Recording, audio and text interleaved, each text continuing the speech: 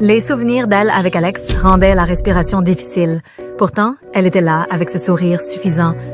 Ça fait un moment. Emma, où sont tes manières? Mon silence a valu à Eleanor sa première réprimande. Pendant ce temps, Alex faisait l'idiot. Qui est-elle? Eleanor était tout sourire, présentant son nouvel amoureux. Même Nala avait décidé qu'elle était sa maîtresse. En voyant cela, mon cœur s'est serré. Maman, la fête commence.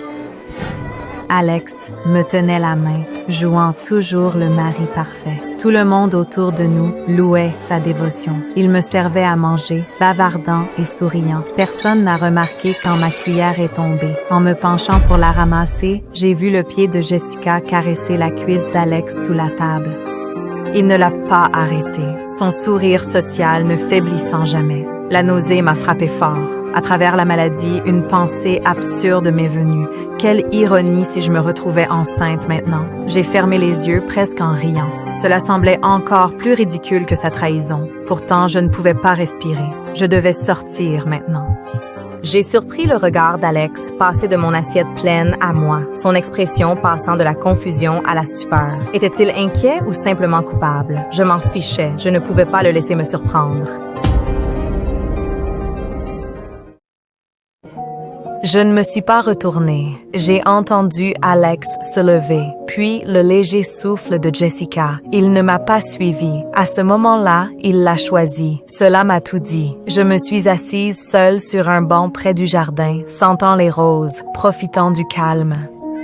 Puis, j'ai entendu Nala miauler. J'ai suivi le son vers le jardin arrière. Soudain, j'ai aperçu deux silhouettes serrées l'une contre l'autre. Ne t'ai-je pas dit de ne pas venir, vilaine fille?